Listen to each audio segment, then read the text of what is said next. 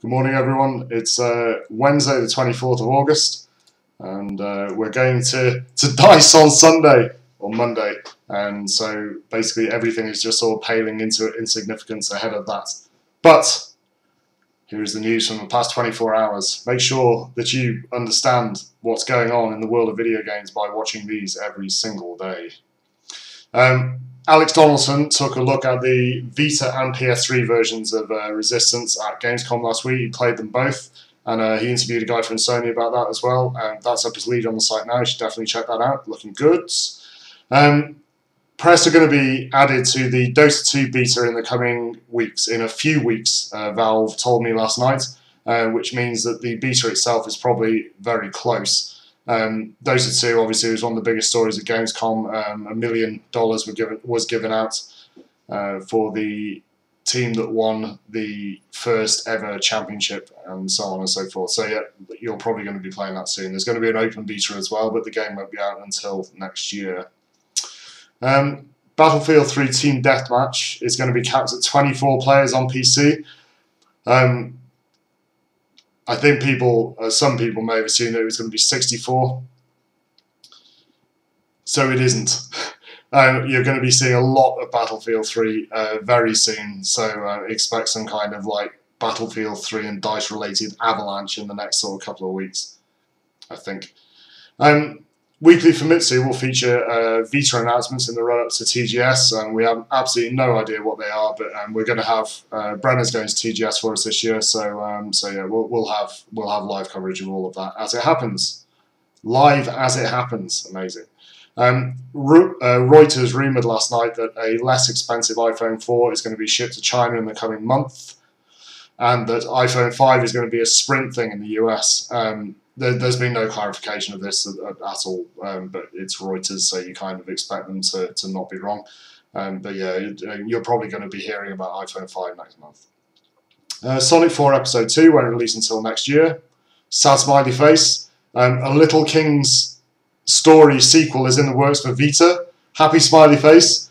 Aliens Colonial Marine's first trailer was released yesterday, and it looks bloody awesome. Who knew? They've got the sound of the rifle down to a T. It really does look very aliensy. So you should definitely check that out. Guild Wars 2 is going to feature over 1,500 dynamic events. Just another reason to definitely play it. House of the Dead Overkill has been refused classification in Australia. Shock. And the chap that made Deadly Premonition and said that he wants to make it into a series, talking about prequels and sequels and stuff like that. So yeah, that's probably a good thing. The Secrets World, Funcom's next MMO, will feature large-scale PvP war zones apparently, but we still don't have a date, which is a bit of a shame because that's starting to look much better than it has done. Ubisoft's announced its PAX lineup. It's PAX this weekend. Nathan's going for us, as has Capcom. Looking pretty fully featured. All the things you'd expect to be there are there. If you want to read the full lineups, go and have a look at the websites. Square's released a narrated version of the latest Final Fantasy 13-2 trailer. It's a Japanese dudes telling you what's going on. If you like Final Fantasy, you probably definitely want to watch that. And Ubisoft's done exactly the same thing with Assassin's Creed, except this time the developers aren't Japanese.